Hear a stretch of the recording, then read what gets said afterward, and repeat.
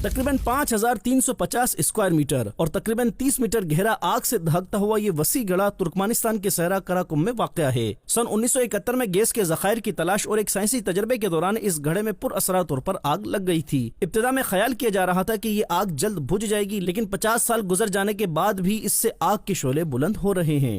रहम फरमा मेरे मौला, रहम फरमा मेरे मौला, मुझे खुदाया मुआफ कर दे,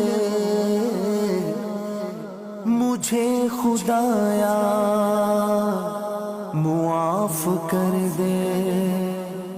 पुरअसरार आग से दहकते हुए इस घड़े की बुनियाद बज़ाहिर एक साइंसी तजर्बा बना, लेकिन अगर गौर किया जाए तो इस घड़े में लगी पुरअसरार आग निस्फ सदी से जायद अरसे से दहक रही है, जो एक लम्हे के लिए भी ठंडी नहीं हुई। घड़े में बरसों से भड़कती आग के इन शोलों ने एक तरफ तजर्बाकार और मुहक्किकीन को हैरत ज़दा कर दिया है, दूसरी तरफ फिक्र आखिरत रखने वालों को भी खौफ खुदा में मुब्तला कर दिया है कि सहरा में मौजूद आग में लिपटा ये खौफनाक गढ़ा फिक्र आखिरत करने वालों के लिए एक मिसाल की मानिंद है, जिसे वहाँ के मकामियों ने बज़ाहिर जहन्नम के दरवाजे का नाम दिया है। हालांकि रिवायत में आता है कि जहन्नम को अगर सुई के नाके के बराबर खोल दिया जाए तो तमाम जमीन वाले इसकी गर्मी से हलाक हो जाएंगे। आग की इस दहकते घड़े के बरक्स जहन्नम का वो घड़ा कि जिसका जिक्र कुरान और हदीस में बयान किया गया और इसकी मुसाफत कई सौ बरस की होगी, इसका क्या आलम होगा।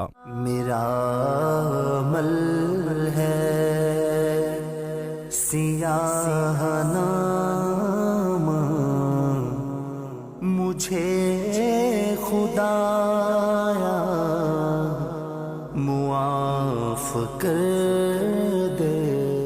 हकीकत तो यही है कि दुनिया के सहरा में पुरअसरार और खौफनाक आग से धकते इस घड़े में कोई भी इंसान लम्हा भर भी रहने को राजी न रहे तो बरोज़े महशर किस तरह जहन्नम के घड़े का अजाब सह सकेगा। अल्लाह पाक हमें इससे इबरत हासिल करने की तौफीक अता फरमाए। अपनी